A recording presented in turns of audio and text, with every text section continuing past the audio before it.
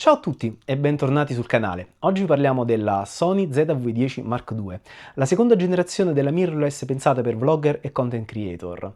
La prima versione è stata un best seller, praticamente la fotocamera più consigliata su YouTube per chi voleva iniziare a creare contenuti. Quindi la domanda è: Sony ha davvero migliorato la formula o ci troviamo semplicemente davanti a un piccolo restyling? Andremo a scoprirlo insieme, provando sul campo e analizzando i pro e i contro.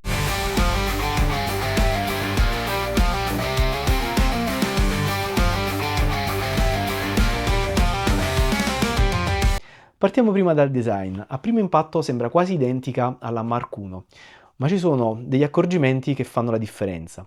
Se prendiamo ad esempio l'impugnatura ha una maggiore estrusione che la rende più comoda da impugnare. I pulsanti sono stati riposizionati, come ad esempio la leva dell'accensione che adesso si trova vicino al rocker invece di avere una semplice levetta, e le funzionalità invece sono state spostate sulla levetta invece di essere attivate con questo pulsante che effettivamente creava un po' di confusione. Slot per la memory card che adesso si trova di lato, quindi molto più facile accedervi anche se la camera è montata sul cavalletto, invece della diciamo memory card che andava inserita di lato nel modello precedente. Restyling anche per quanto riguarda il menu, che adesso si avvicina ai modelli più recenti, quindi completamente cambiato rispetto al modello precedente. Una cosa che abbiamo ereditato dalle camere top di gamma, come possiamo vedere, è la possibilità di caricare delle LUT personalizzate, quindi si possono importare direttamente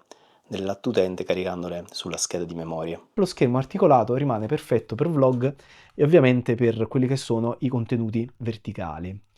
La si può tenere tranquillamente in mano, data la sua leggerezza, oppure montarla su un mini treppiedi, senza sentirne il peso. Insomma, l'ergonomia è quello che è uno dei suoi punti forti. Arriviamo però al punto più importante per chi crea contenuti, e cioè il video. Abbiamo qui un sensore APS-C da 26 megapixel che registra in 4K fino a 60 frame rate per secondo, con un oversampling dal 5,6K, mentre invece per il 4K 24, 25 e 30 frame rate a secondo l'oversampling è addirittura dal 6K, il che significa più dettagli, meno rumore e colori più fedeli. Differenza rispetto alla prima versione si nota ovviamente per quanto riguarda poi movimenti fluidi e per gli slow motion. Per chi fa vlog il 4K a 60 può essere un'aggiunta interessante perché permette di avere immagini cinematiche creando degli slow motion di qualità. Per le foto rimane ovviamente una camera pensata per videomaker e content creator e quindi potrebbe non essere adatta ai fotografi puri. Ovviamente non è una 6700, però i risultati rimangono comunque ottimi se volete pubblicare sui social o volete creare la copertina per i vostri video, le anteprime, e ovviamente per scattare qualche ritratto veloce. Il file RAW ovviamente lascia un grande spazio di manovra per l'editing e per chi inizia direi che avere, diciamo, le foto in RAW può essere diciamo più che sufficiente. Devo far notare però che proprio in ambito foto la macchina non ha uno shutter meccanico, ma semplicemente uno shutter elettronico, il che rende la possibilità di scattare coi flash praticamente nulla. Ha un tempo di sincronizzazione pari a un sessantesimo, che non è proprio il massimo se avete la voglia di congelare dei movimenti. Immaginiamo ad esempio un ballerino che salta, una ginnasta o una squadra di calcio. E ovviamente, visto che è solamente elettronico, non abbiamo neanche la possibilità di utilizzare l'high speed sync.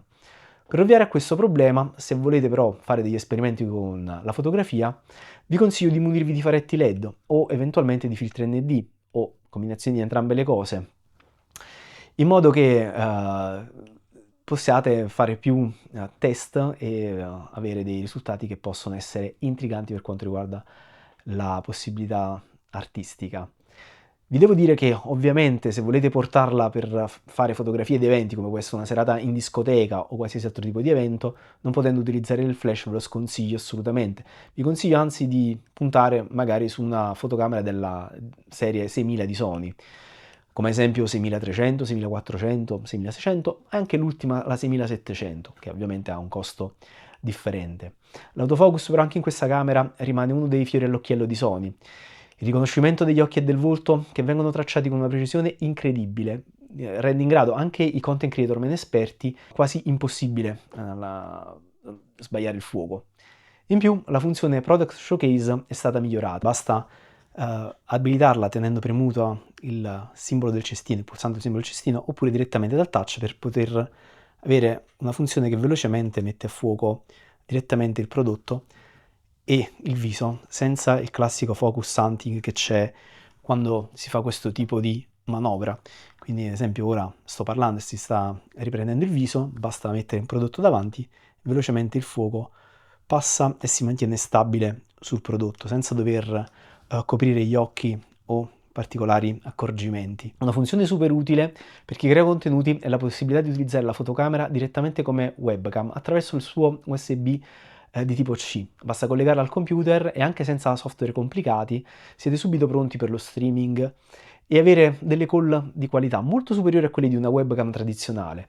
Risulta quindi perfetta per chi fa dirette su YouTube o Twitch o semplicemente preferisce avere un look professionale durante una videochiamata. Immaginiamo una call di lavoro, avere un look professionale e fare una buona prima impressione può tornarvi utile. Sul lato dell'autonomia, finalmente la Sony ha introdotto le batterie NPFZ100 che noi possiamo ovviamente trovare anche sulle camere professionali come la Sony A7 III e la Sony A7 IV e altre camere della linea Sony.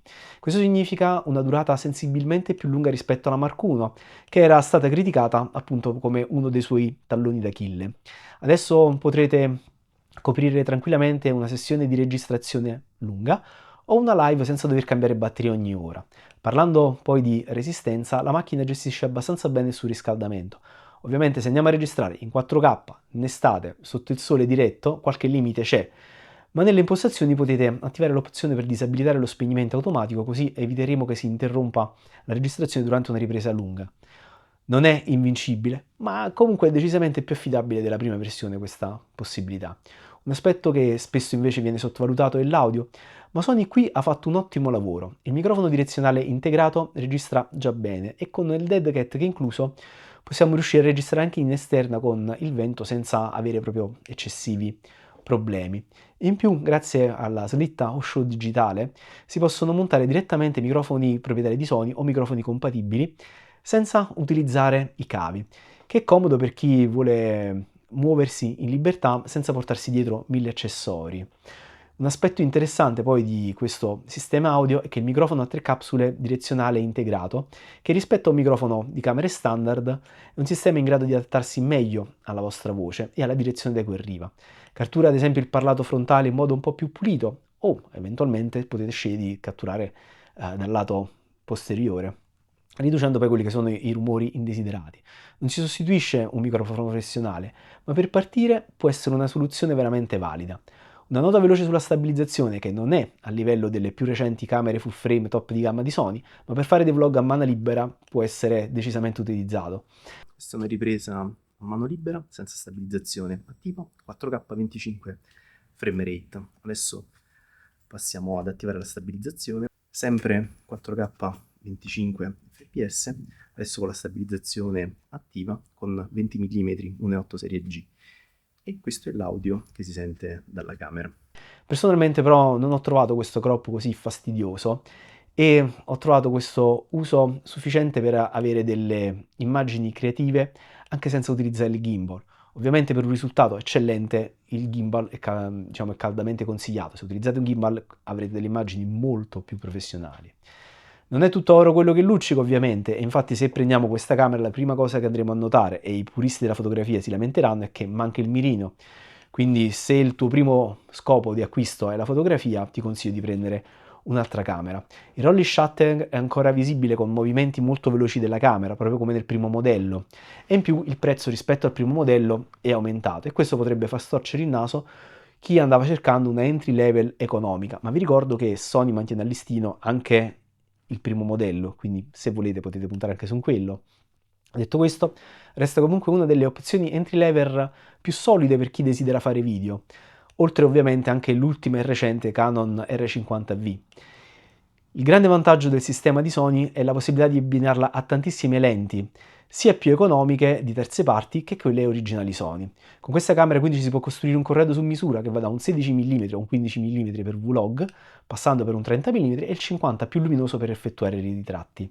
Mi vengono ad esempio in mente le lenti di Sigma o ad esempio le lenti di Viltrox economiche come la serie Air, che del prezzo fa il suo punto forte, fino ovviamente a poter acquistare anche degli zoom tuttofare da viaggio come ad esempio il Tamron 1770 f2.8 un molto più compatto e leggero Sigma 1850 f2.8, fino ad arrivare anche a lenti professionali come il 1740 Sigma Art, impegnativa, ma dall'apertura è impossibile raggiungere per qualsiasi altra lente zoom APS-C di ben f1.8. Ma in descrizione vi lascerò qualche consiglio e una lista di obiettivi compatibili, così potete trovare qualche idea se state pensando di acquistare questa macchina e iniziare a costruire il vostro primo corredo. In conclusione, la Sony ZV-10 Mark II non rivoluziona questa serie, ma la perfeziona con una formula già vincente. Se avete già la Mark I potete chiedervi se avete necessità di fare un upgrade solo se vi serve il 4K a 60 fps o altri piccoli upgrade come la possibilità di utilizzare delle LUT direttamente in camera. Se invece partite da zero e volete iniziare a creare contenuti seriamente, probabilmente questa è una delle scelte più equilibrate per questa fascia di prezzo. Io la vedo come una fotocamera ideale per chi vuole un setup leggero, facile da usare e con una qualità video che vi accompagnerà lungo il vostro percorso da content creator. Fatemi sapere nei commenti che cosa ne pensate di questa nuova ZV-10 Mark II. Fatemi sapere se per voi è un upgrade necessario o se preferite restare con il primo e più economico modello. E se questo video vi è stato utile e vi è piaciuto potete lasciare un like, iscrivervi al canale e condividere con i vostri amici per darmi una mano a far crescere il canale. Se avete voglia di dare un ulteriore supporto potete considerare di lasciare qualche punto hype, una nuova funzione che YouTube ha introdotto. E come se va, ci vedremo nel prossimo video. See you next!